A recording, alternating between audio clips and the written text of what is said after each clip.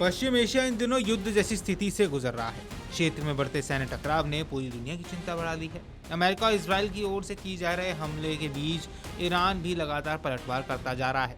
मिसाइलों और ड्रोन की गूंज के बीच आसमान बार बार चमक रहा है और समुद्र के ऊपर से गुजरते युद्धक हथियार पूरे इलाके को अस्थिर बना रहे हैं। यह संघर्ष अब 15वें दिन में प्रवेश कर चुका है और हालात लगातार गंभीर होते जा रहे हैं। इस बढ़ते संघर्ष का असर केवल युद्ध में शामिल देशों तक सीमित नहीं रहा है।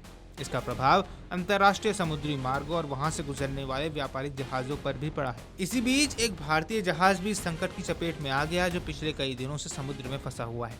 ये जहाज करीब 36 लाख घरेलू गैस सिलेंडर यानी एलपीजी लेकर भारत आ रहा था। जहाज में कुल 34 सदस्यीय चालक दल मौजूद हैं। जैसे ही पश्चिम एशिया में संघर्ष तेज हुआ, ईरान ने रणनीतिक रूप से बेहद महत्वपूर्ण हॉर्मुज जलजबरूमध्य के आसपास कड़े प्रतिबंध लागू कर दिए।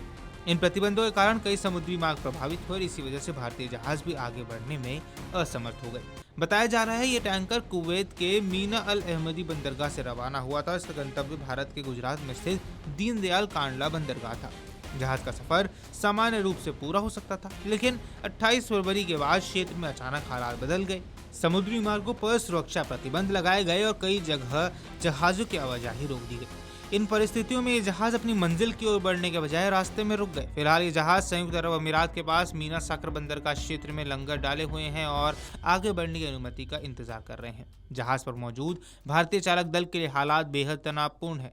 ऊपर आसमान में लगातार उड़ते ड्रोन और मिसाइलों की आवाजों ने हर पल खतरे का एहसास करा रही हैं। समुद्र के बीच फंसे इन लोगों के लिए हर गुजरता दिन चिंता और अनिश्चितता से भरा हुआ है। इसी बीच जहाज के कप्तान वीरेंद्र विश्वकर्मा ने भारत सरकार से मदद की अपील की है। उन्होंने जहाज से भेजे गए एक संदेश में अपने हालात का जिक्र करते हुए बताया कि हालात बेहद भयावह हैं। उनके अनुसार कई बार मिसाइलें और ड्रोन सीधे जहाज के ऊपर से गुजरते हुए नजर आते हैं।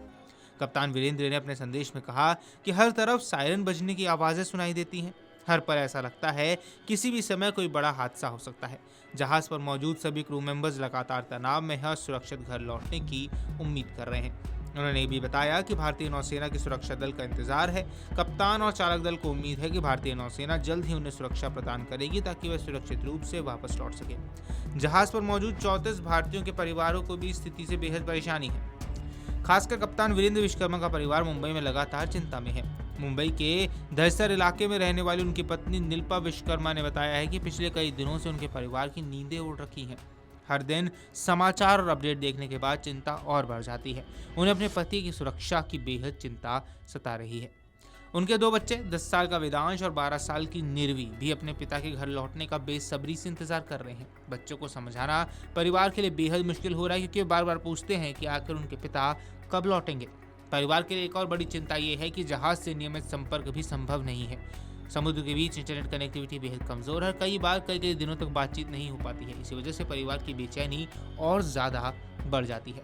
दूसरी ओर जहाज पर मौजूद चालक दल को राशन और जरूरी संसाधनों की चिंता भी सताने लगी है। जानकारी की माने जहाज पर केवल अब करीब 60 दिनों का राशन बचा है। अगर हालात जल्दी सामान्य नहीं हुए तो ये भी एक बड़ी समस्या बन जाएगा। Video desk amarujara.com। अगर आप ये वीडियो YouTube पर देख रहे हैं तो हमारे चैनल को सब्सक्राइब कर बेल आइकन दबाएं और Facebook पर देख रहे हैं तो हमारे पेज को लाइक करें।